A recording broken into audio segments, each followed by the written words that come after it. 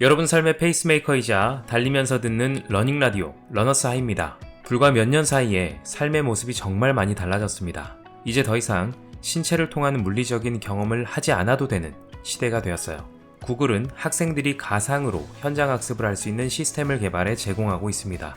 오전에는 먼 바다의 산호초를 구경하고 오후에는 화성 표면을 탐험할 수 있는 세상이 된 거죠. 이제 더 이상 사진을 잘 찍기 위해 사진 찍는 법을 배울 필요가 없습니다. 이제 사람들은 대면보다는 비대면을 더 편안하게 느끼는 듯합니다. 많은 건축가가 손으로 그림을 그리지 못하고 대부분의 사람이 손글씨를 잘 쓰지 못하는 시대가 되었습니다. 대면의 불편함이나 직접 하는 수고로움을 거부하려는 우리의 본능은 이런 시대의 흐름을 가속시키고 있죠. 타인이 게임을 하고 먹는 모습을 보며 만족감을 얻고 결핍을 채웁니다. 심지어는 리액션조차도 간접 경험으로 대체하며 그곳에 함께 존재한다고 착각하죠. 그렇게 우리가 누려왔던 경험이 멸종하고 있습니다. 문제는 경험의 멸종으로 인한 폐해 역시 만만치 않다는 것인데요. 한국에서는 한 부부가 온라인 게임에서 아이를 키우느라 실제 아이는 굶어 죽게 내버려두는 사건이 발생하기도 했습니다. 뉴욕의 한 남성이 다리 위에서 자살을 시도하는 동안 다른 누군가는 그것을 배경으로 셀카를 찍었습니다.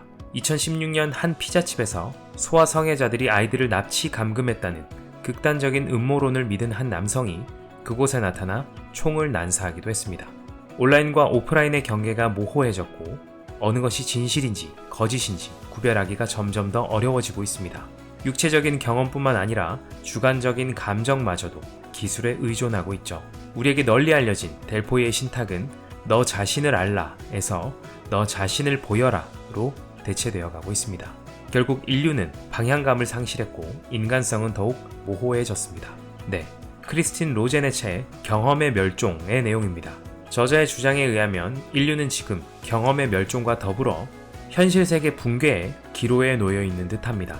과연 어떤 경험들이 어떻게 멸종되었다는 것일까요? 과연 인간은 경험의 멸종을 막고 현실 세계를 구할 수 있을까요? 네, 오늘은 사이언스 러닝입니다. 바로 시작하겠습니다. 우리는 매일 새로운 경험을 쌓아가고 있습니다. 우리는 대개 세상을 접하고 익히는 방법으로서 경험을 사용합니다. 주변 세계를 탐색하는 법을 배우면서 마주하는 것들에 의미를 부여하죠. 그런데 특정 유형의 경험들이 우리 삶에서 서서히 사라지고 있습니다. 서로의 얼굴을 맞대는 상호작용이나 쾌락을 추구하는 여러 활동과 같이 진화의 역사에 깊이 뿌리내린 경험들 말이죠. 경험이 사라지는데 1등 공신은 바로 컴퓨터, 스마트폰, 웨어러블 기기, 알고리즘, 인터넷 플랫폼, AI 등 우리와 세계 사이에서 관계를 맺어주는 매개 기술들입니다. 코로나19 팬데믹 기간 동안 일, 교육, 사회생활이 온라인으로 옮겨가면서 어쩔 수 없이 많은 사람이 매개 기술을 활용한 삶을 살아야만 했죠. 그런데 그런 불가피한 기간이 끝났음에도 불구하고 굳이 사람 간의 상호작용을 개선하지 않고도 새롭고 편리한 경험을 얼마든지 수용할 수 있게 되면서 경험을 이해하는 방식이 모호해져 버렸습니다. 점점 더 많은 사람이 주위의 세상과 어울리는 대신 자신만의 현실을 만들어가고 있습니다. 오늘날에는 알고리즘을 기반으로 개인화된 경험이 지배하는 가짜 현실 속에서 살아가고 있습니다. 진짜 경험이라고 착각하는 많은 것들이 사실은 가상의 경험인 것이죠. 디지털화, 초연결, 알고리즘에 의한 통제가 점점 심각해지는 세상에서 어떤 인간이 만들어질까요? 인간의 조건이 아닌 사용자 경험에 집중하면서 우리는 무엇을 얻고 무엇을 잃을까요? 인간은 몸을 갖고 있고 자신의 취약성을 인식하며 성찰을 위한 시간과 공간을 필요로 하는 유한한 존재입니다. 반면 사용자 경험은 실체가 없고 추적 가능하며 항상 매개자가 있죠. 또한 사생활이 보장되지 않고 무한을 약속합니다.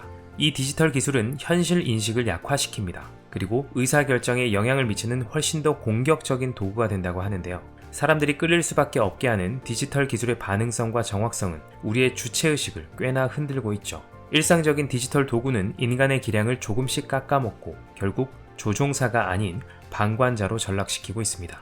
GPS 중심에 있지만 우리는 자신이 어디에 있는지, 어디로 가야 하는지 생각하지 않는 것과 같죠. 또한 기술은 무엇이 가능한지에 대한 인식에도 영향을 미칩니다. 새로운 도구들은 점점 더 많은 것을 해결해야 할 문제로 보게 하는데요. 줄서기, 손글씨, 대면학습, 길찾기, 권태 등이 바로 그 대상이죠. 기술은 우리와 세상 사이에 끼어들었습니다. 과거 기술은 우리에게 고분고분한 하인 같은 존재였다면 이제는 우리의 감정을 판단하고 우리의 방향을 좌우하려는 인간 이상의 존재가 되어가고 있습니다. 기술 자체가 발전한 것도 있지만 기술에 너무 의존한 나머지 인간의 능력 자체가 퇴보한 탓도 있는 것 같습니다. 우리의 고유한 경험들이 갖는 중요성과 의미를 약화시킴으로써 점점 더 존재감을 드러내는 기술 앞에서 우리는 이제 어떻게 해야 할까요? 지금부터 정확히 어떤 경험들을 어떻게 이뤄가고 있는지, 그리고 어떻게 그에 대응해야 하는지 좀 더 자세히 살펴보도록 하죠. 첫 번째, 만남의 멸종. 누군가가 안심시키는 말을 할 때 우리는 고개를 끄덕입니다. 친구의 나쁜 소식을 들을 때 친구의 찌푸린 표정을 우리는 따라합니다. 왜 우리는 서로를 읽을 수 있게 진화했을까요? 우리의 몸짓과 표정은 우리에 대해 무엇을 말해줄까요? 진화론의 찰스 다윈은 신체 움직임과 얼굴 표정은 대단히 중요한 연결 수단이라고 생각했습니다. 인간의 표정이 인간에 대한 이해의 기초를 이루며 표정을 해독하는 것은 우리가 언어로 의사소통을 하기 훨씬 전부터 진화 과정에서 얻은 기술이라고 믿었죠. 다윈의 믿음처럼 진화 과정에서 서로의 얼굴을 읽을 수 있는 능력이 발달한 데는 이유가 있습니다. 신체적 의사소통을 구성하는 몸짓, 움직임, 자세, 표정은 우리를 인간으로 만드는 주된 요소입니다. 왜인지 우리는 신체 신호를 본능적으로 이해합니다. 역사를 봐도 인간의 얼굴에는 힘이 있는데요. 얼굴에 대한 경외심은 외관 훼손에 대한 거부감에서도 잘 드러납니다. 많은 문화권에서 베일과 가면으로 얼굴을 가리는 것은 얼굴이 가진 힘 때문이기도 합니다. 권력자는 자신의 초상화를 대중 앞에 내세웠고 로마 황제는 모든 동전에 자신의 얼굴을 새겼습니다. 성경의 히브리서는 공개적인 예배를 하나님의 얼굴을 찾는 것이라고도 했죠. 그런데 이제는 기술을 활용해 사람들에 대한 대량의 정보를 수집할 수 있게 되면서 굳이 사람의 표정이나 몸짓을 읽을 필요성이 줄어들고 있습니다. 구글과 X의 엔지니어들은 감정 표현을 수치화할 수 있다고까지 주장하는데요. 더군다나 문자 메시지, 이메일, 더 나아가 소셜 네트워크의 대중화로 우리는 더 이상 굳이 대면하여 소통할 필요성 자체가 없어져 버렸습니다.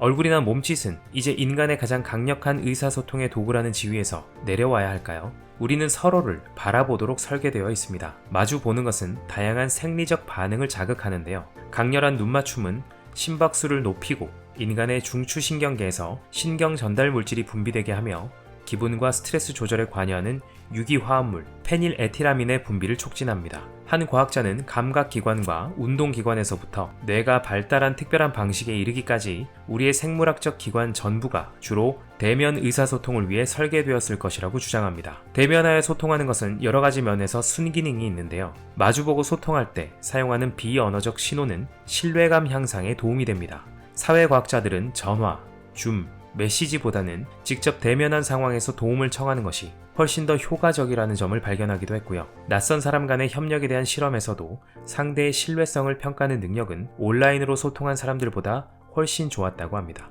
또한 직장 내에서도 동료들과 직접적인 상호작용을 많이 하는 회사가 그렇지 않은 곳보다 생산성이 2배나 높다는 연구 결과도 있습니다. 스티브 잡스는 직원들이 서로 지나치면서 일어나는 우연한 상호작용을 염두에 두고 회사 내 중앙 아트리움을 만들기도 했습니다. 그리고 미국의 글락소스미스클라인이라는 회사는 직원들의 대면 접촉을 촉진하는 측면으로 사무 공간을 재배치함으로써 비용 절감과 생산성 증가를 꾀하기도 했습니다. 또한 대면 소통이 가지는 힘은 신체적 건강에도 도움이 된다고 합니다. 미주신경 긴장도는 스트레스 조절에 관여하여 우리의 건강에 영향을 미치는데요. 대면 상호작용의 빈도는 미주신경 긴장도를 높여주는 반면 사용하지 않으면 능력이 떨어진다고 합니다. 신경과학자 프레드릭슨은 이렇게 말했습니다. 다른 사람들을 감정적으로 인식하고 그들과 강하게 연결되어 있을수록 건강해집니다. 그 반대도 성립합니다. 그런데 1980년대 현금 자동 입출금기, 즉 ATM의 발명을 시작으로 점점 세상은 대면 소통을 개선하고 극복해야만 하는 과제로 여기고 있는 것 같습니다. 인간은 점점 더 원하는 것을 즉시 얻기를 원하고 기술은 하루가 멀다고 그 요구에 부응하는 제품들을 만들어내고 있습니다. 먹고 싶은 것을 즉시 주문하여 아무도 대면하지 않고 음식을 집 안으로 가져올 수 있습니다. 원하는 것을 구매할 때도 그 누구도 만나지 않을 수 있고 공항에서도 자동 키오스크, 휴대전화를 통해 빠르게 체크인을 할 수 있습니다. 회의도 줌이나 스카이프를 통해 직접 만나지 않고도 가능하고 심지어 옷을 직접 입어보지 않고도 AI를 통해 가상으로 착장해볼 수 있는 서비스가 개발되어 제공 중이라고 합니다. 미국의 10대들은 더 이상 친구들을 만나지 않습니다. 10명 중 6명은 거의 매일 온라인으로만 친구들과 시간을 보낸다고 답했습니다. 2012년 스마트폰 사용이 보편화되는 과정에서 8세에서 12세 소녀 3,461명을 대상으로 미디어 사용 실태를 측정한 연구 결과가 발표되었는데요. 대상자들의 전자매체 사용 시간은 하루 평균 6.9시간인 반면 직접적인 상호작용 시간은 고작 2.1시간에 불과했다고 합니다. 스탠퍼드 대학교의 커뮤니케이션학 교수인 클리포드 나스는 아이들이 대면 상호작용을 화면 매개 상호작용으로 대체하는 것은 정서적 발달적 측면에서 심각한 결과를 초래할 수 있다고 지적했습니다. 그리고 그는 대면 의사소통을 피한다면 꼭 배워야 하는 필수적인 것들을 배우지 못하게 된다. 사회적 기술을 반드시 배워야 한다. 감정에 대해 배워야 한다. 가장 중요한 점은 대면 커뮤니케이션이 말할 수 없이 중요하며 어린이와 가족 사이에 대면 커뮤니케이션이 급속히 감소했다는 것이다. 라며 경고했습니다. 많은 전문가들이 스마트폰 사용이 증가한 이후부터 청소년들의 대면 소통이 급격히 감소하는 현상을 걱정하고 있으며 동시에 대면 상호작용과 같은 인적 기술이 반드시 필요함을 강조하고 있습니다. 2013년 샌프란시스코의 통근 열차에서 한 남성이 20살의 학생 저스틴 벨디지를 쏴 죽이는 일이 발생했습니다. 사건 이후 CCTV를 확인하는 과정에서 그 남성은 자신에게 총이 있다는 사실을 숨기지 않았습니다. 총을 공공연히 내보이고 통로 건너를 향해 겨누기까지 했다고 합니다. 하지만 이 열차의 승객들은 스마트폰과 태블릿 등에 너무 집중한 나머지 아무도 이를 알아차리지 못했다고 합니다. 프랑스 철학자 시몬 베유는 말했습니다. 관심은 가장 희귀하고 순수한 형태의 관대함이다. 서로의 감정을 느끼고 서로의 얼굴을 보고 서로의 몸짓에 공감하는 것은 우리를 인간답게 만드는 핵심 요소입니다. 두 번째, 촉감의 멸종. 여러분은 손글씨 많이 쓰시나요? 아마 어른아이 할 것 없이 요즘엔 손으로 글씨를 쓰는 일이 거의 없을 겁니다. 심지어 미국 정부에서는 자동 서명기를 사용하는데요. 장치에 서명을 저장하면 필요할 때 기계팔이 펜을 들고 서명을 대신해 준다고 합니다. 정말 나중에는 펜 사인회 같은 데 가면 기계팔이 서명을 하고 있는 모습을 볼 수 있을지도 모르겠습니다. 손글씨가 갖고 있는 의미가 뭘까요? 손글씨에는 개성이 담겨 있습니다. 무언가를 반복 재생산하는 것이 아니라 인간성, 반응성, 변화를 담아 표현하죠. 그런데 이제 손글씨는 거의 사라져가고 있습니다. 그런데 손글씨가 사라지면 어떻게 될까요? 측정 가능한 인지 능력을 잃게 되고 수천 년간 손과 필기구로 자신의 생각을 표현하던 즐거움도 잃게 됩니다. 잉크와 종이가 주는 감각적인 경험과 그만이 주는 시각적 즐거움도 잃게 되죠. 우리는 점점 더 많은 의사소통을 하면서도 물리적인 노력은 적게 들이고 있습니다. 그 과정에서 세상을 이해하는 수단으로서의 물리적 움직임과 표현에 맞춰온 방대한 진화의 역사는 잊혀져 가고 있습니다. 속담이나 관용어에는 신체를 이용한 은유적인 표현이 많은데요. 예를 들면 한 발 물러나서 세상을 본다, 기회에 뛰어든다 등과 같은 말들이 많죠. 이는 세상을 이해하고 경험하는데 우리의 신체가 굉장히 중요한 역할을 하기 때문입니다. 또한 손글씨처럼 몸으로 무언가를 하는 행위는 인지적 혜택도 뒤따르는데요. 신경과학자 카린 제임스가 실시한 5세 아동을 대상으로 학습 스타일을 비교하는 연구 결과에 따르면 손글씨는 아이의 읽기 능력 습득을 촉진한다고 합니다. 그리고 심리학자 버지니아 버닝거는 시애틀의 초등학생 700명을 대상으로 연구를 진행했는데요. 손글씨 능력이 향상된 집단은 단어 인식과 읽기 능력이 좋아졌고 공부한 내용을 보다 잘 기억했으며 아이디어를 보다 잘 표현했다고 합니다. 중요한 건 손글씨에 중점을 둔 학생들이 학습을 더 재미있어 했다는 점입니다. 추가적으로 실시한 연구에서도 4학년 무렵부터 필기체 사용 능력이 철자와 작문 모두에 도움을 준다는 사실이 밝혀졌습니다. 하지만 컴퓨터, 스마트폰, 노트북 등에 의해 손글씨는 점점 대체됨으로써 아이들은 학습에 더 불리한 상황에 놓였습니다. 효율성을 대가로 학습 방식에서 치명적인 손실을 입게 된 것이죠. 2020년부터 21년까지 코로나19 팬데믹 기간에 미국 전역의 학교가 문을 닫으면서 약 5천만 명의 초중교 학생들을 대상으로 대규모 원격 학습이 실시됐습니다. 그런데 그 학습 실험의 결과는 대실패였습니다. 2021년 미국 학생들의 학업 성취도는 교실에서 수업을 받았을 때보다 읽기는 약 70%, 수학은 50% 미만으로 떨어진 것으로 추정했습니다. 기술이 가져다준 비대면 교육은 결코 전통적인 방식의 대면 교육을 이길 수 없다는 거죠. 또한 화면 기반의 비대면 학습 방식은 아이들의 신체적 놀이를 차단하기도 하는데요. 템플대학교 심리학과 교수인 캐시 허쉬는 놀이의 부족을 지구온난화에 못지않은 위기라고도 말했습니다. 아이들의 놀이 학습에 대한 연구 결과는 놀이 시간이 너무 부족한 아이들은 집행 능력이 약하다. 그렇다면 우리는 자제력이 부족하고 주의 집중 시간이 짧고 기억력이 좋지 못한 세대를 키우고 있는 것이라고 꼬집었습니다. 사이언스지에 발표된 또 다른 연구에도 놀이 기반 학습 기법은 자제력, 작업 기억력, 실행 기능 등에서 훨씬 더 좋은 점수를 냈다고 밝혔습니다.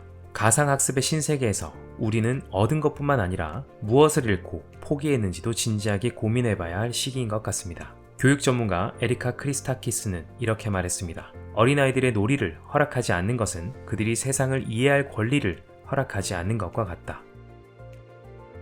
세 번째, 기다림의 멸종. 현대인은 기다림을 낭비되는 시간이라는 골칫거리로 여기고 이를 개선하는 데 혈안이 되어 있습니다. 그러나 저자에 따르면 우리가 기다리는 방식은 우리가 누구인지, 서로에게 무슨 기대를 갖는지, 개인적으로나 사회적으로 우리가 어떻게 시간을 이해하고 미래를 계획하는지 말해준다고 합니다. 작가 프랭크 파트노이는 동물과 달리 우리는 멈춤으로써 프로그램된 반응을 무마할 수 있다고 말했는데요. 기다림의 방식이 우리를 다른 동물이나 기계와 구분해주는 셈이죠. 기다림은 언제나 삶의 경험의 일부였습니다. 하지만 지금은 그것을 이해하고 대처하는 방식이 많이 바뀌었죠. 인내심이 미덕이라면 우리는 그 미덕을 기꺼이 파괴하고 있는 것과 같습니다. 더는 기다리지 못하는 사람들은 작은 문제에도 분노를 표출하는 사람들이 되어가고 있습니다. 미국에서는 도로 위에서 발생하는 작은 분쟁으로 인한 총격 사고가 빈번하게 발생하는데요. 10년 전 워싱턴 DC 주민들을 대상으로 설문조사를 실시했는데 다른 운전자에 대해 통제할 수 없는 분노를 느낀다고 인정한 사람의 수가 2005년 이후 2배로 증가했다고 합니다.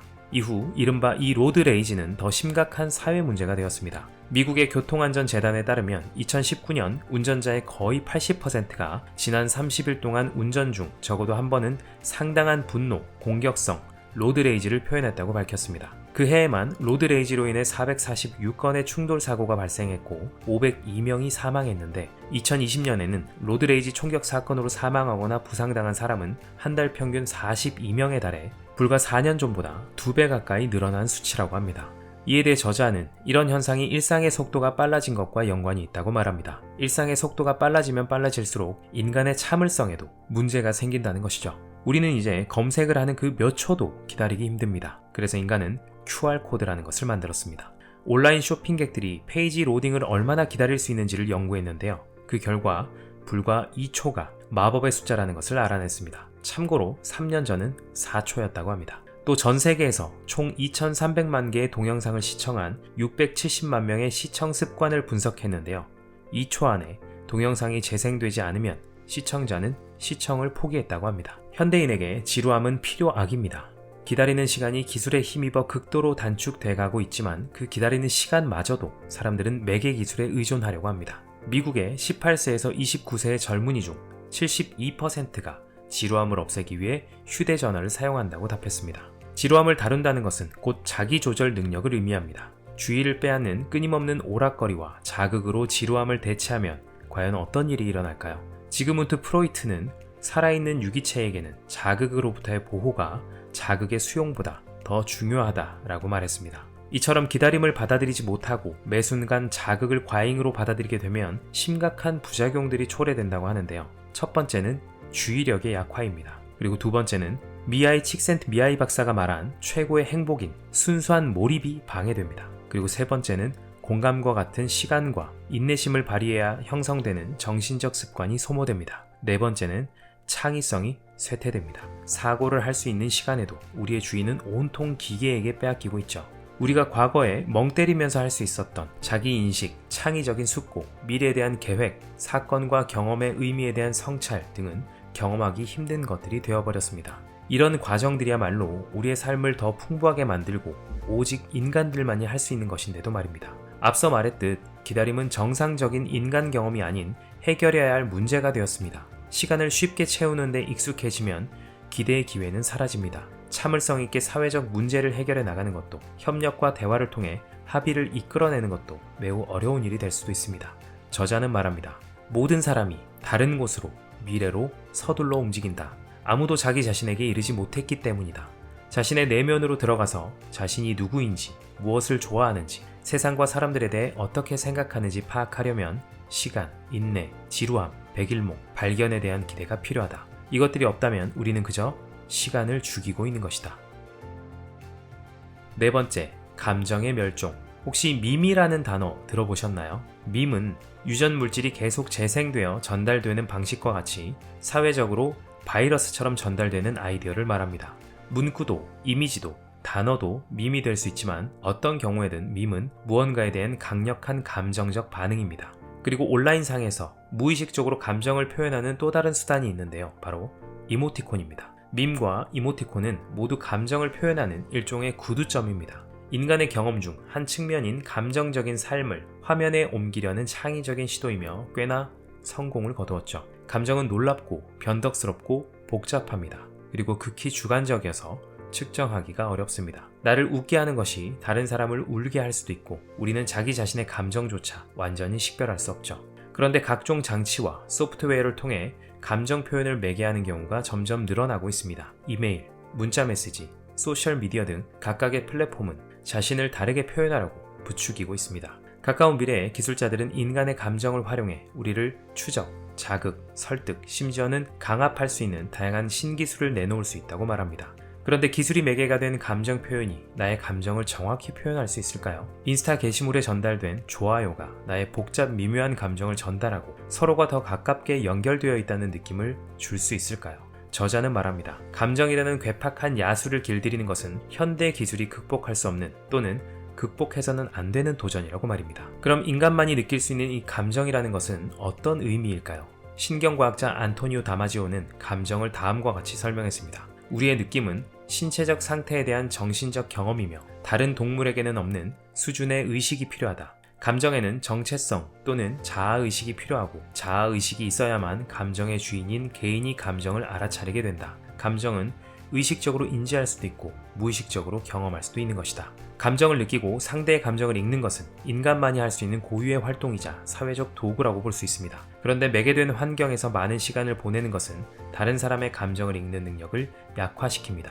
심리학자 클리포드 나스가 연구한 결과에 따르면 기술 사용량이 많은 사람은 표현된 감정을 식별하는 데 어려움을 겪는다고 합니다. 나스는 이렇게 결론을 내렸습니다. 인간의 상호작용은 학습된 기량이다. 기술을 많이 사용한 사람은 그 기량을 충분히 연마하지 못한다. 다른 사람의 의도를 읽고 감정을 이해하는 중요한 기량이 약화될 위험은 많은 사람이 다른 사람의 동기에 대해 최악을 가정하게 합니다. 대면에서는 잘 보이지 않지만 온라인상에서는 유독 극단적인 집단과 의견 대립이 많은 것 같아 보이는 것도 이런 이유 때문이죠. 건강한 비판보다는 극단적인 비난이 난무하고 한쪽의 의견에 동조해 마녀 사냥을 하거나 자경단이라 불리는 사적 제재를 옹호하는 등의 사회적 문제로까지 번질 수 있는 겁니다. 저자는 페이스북 같은 소셜미디어를 지금은 금지된 살충제 DDT에 비유했습니다. DDT는 병을 옮기는 모기를 죽이지만 새알의 껍데기를 약화시켜서 알 속의 새끼 새를 살아남지 못하게 하는데요. 즉 멀리 떨어져 있는 사람들과 연락을 유지하는 효율적인 방법을 제공하지만 그 과정에서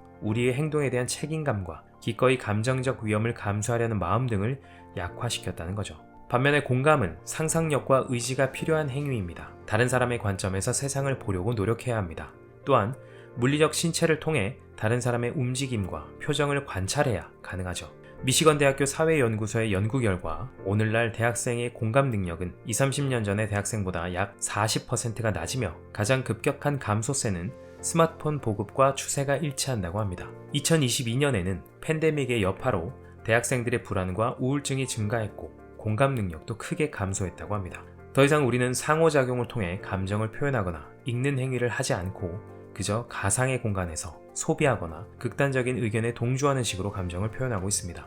심지어 자신의 감정이 어떤 상태인지 기기나 소프트웨어를 통해 확인하는 시대가 됐죠. 감정은 이제 한 기업의 이익 창출을 위한 데이터에 불과합니다. 저자는 이런 현상을 가리켜 우리는 이미 페이스북에 우리의 추억을, 구글에 우리의 호기심을, GPS에 우리의 방향 감각을 아웃소싱하고 있다고 말합니다. 뿐만 아니라 최근 빠른 속도로 발달하고 있는 인공지능 덕분에 사고와 비교와 판단과 설득과 공감까지 아웃소싱을 하는 시대가 되어버렸죠. 앞으로 기술은 더더욱 발전할 것이고 기업은 앞다투어 우리의 편의성을 위해 새로운 제품과 서비스를 내놓을 것입니다. 그에 반해 우리는 그 기술에 더더욱 잠식되고 인간으로서의 공감 능력과 감정 표현 능력이 점점 더 퇴화된다면 과연 미래에 인간과 비인간을 감정을 통해 구분하는 것이 가능할까요? 과연 존중과 이해, 사랑이라는 영역만큼은 기술로부터 인간이 지켜낼 수 있을까요?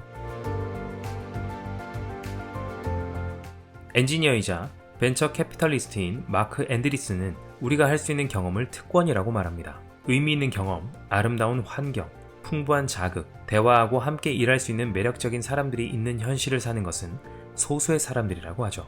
그 외 대부분의 사람들은 더 풍성하고 만족스럽다는 착각을 느끼는 온라인 세계에 산다고 말합니다. 영화 레디 플레이어 1에서는 대부분의 사람이 오아시스라는 거대한 가상 세계 안에서 살고 있습니다. 한편 현실 세계는 가난과 환경 파괴라는 재앙 속에 존재하죠. 과연 이것이 한 감독의 공상으로만 끝날 이야기일까요? 인구 대부분이 가상 세계에 귀속되는 미래 비전은 인간의 선택권이 심각하게 축소되는 디스토피아적 미래라고 저자는 말합니다.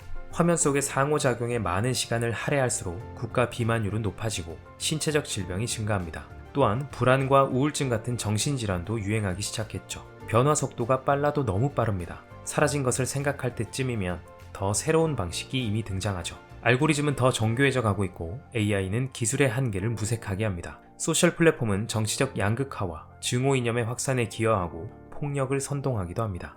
기술의 역할은 우리의 감각을 확장하는 것이지 내 몸과 마음보다 나의 욕구와 욕망을 더 잘한다고 주장하는 센서와 알고리즘을 감각으로 대체하는 것이 아닙니다. 우리는 이 시점에 새로운 기기와 앱을 엄격하게 거부하지는 않더라도 이에 대해 강한 회의적 시선으로 바라볼 필요가 있다고 저자는 말합니다.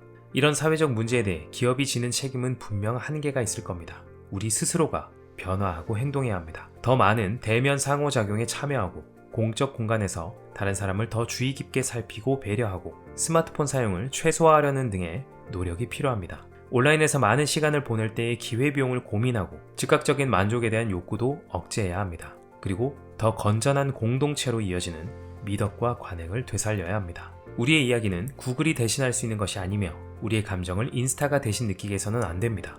우리의 기분은 이모티콘으로 국한되는 것이 아니고 우리의 창의성을 GPT가 대신하게 해서는 안 됩니다. 인간으로서의 경험이 해결해야 될 문제가 아니라 기꺼이 받아들여야 하는 것으로 여길 때 우리는 육신이 있는 기발하고 모순적이며 회복력 있는 창의적인 인간의 모습 그대로 자유롭게 살 수 있습니다. 학교 교실의 나무 바닥이 주던 투박하지만 아늑함, 모래 쌓인 운동장을 뛰어다니며 만끽했던 시원한 바람, 꾹꾹 눌러쓴 편지를 빨간 우체통에 넣으며 들었던 설렘, 새로운 사람을 만나거나 새로운 장소에 갔을 때 불편하지만 왠지 모르게 피어나는 기대감. 우리는 세상을 오감으로 경험했고 그 경험들이 모여 우리가 되었습니다. 그래서 우리는 상대의 미묘한 감정의 변화를 읽을 수 있고 희생이라는 걸 할 수 있으며 사랑이라는 감정을 느낄 수 있는지도 모르겠습니다. 인간만이 할 수 있는 경험을 통해 인간만이 누릴 수 있는 삶을 살아가는 것이죠. 인간에게 닥친 위기의 본질은 빈부격차도, 기후위기도, 국가 간의 전쟁도 아닌 불편한 경험의 멸종으로 인한 인간성의 상실인지도 모르겠습니다. 나날이 편안하고 안락해져가는 이 시점에 다양한 분야에서 많은 사람들이 이런 우려의 목소리를 높이는 이유에 대해 이제는 진지하게 고민해봐야 할 때인 것 같습니다. 여러분은 어떤 세계에 살고 싶으신가요? 영화에서 보았듯 눈부시게 발전한 가상 세계인가요? 아님 인간으로서 오감으로 경험하는 현실 세계인가요? 러너 여러분이라면 분명 경험의 멸종을 막을 수 있을 거라고 믿습니다. 오늘은 영화 인투 더 와일드의 주인공의 한 대사로 마무리하려고 합니다. 저는 또 좋은 러닝으로 돌아오겠습니다. 그럼 다음 러닝에서 만나요. 바다의 유일한 선물은 강한 파도와 그로 인해 간혹 느끼는 강인함이다. 바다에 대해 잘은 모르지만 이곳 바다가 그렇다는 건 잘 안다. 또한 세상을 살아가는 데 있어서 꼭 강할 필요는 없지만 강인하다고 느끼는 건 중요하다는 걸 안다. 그래야 적어도 한 번은 스스로를 평가할 수 있고 적어도 한 번은 인간의 가장 원시적인 환경 속에서 어떤 도움도 없이 자신의 손과 머리만으로 눈 멀고 귀 먼 바위에 맞설 수 있다.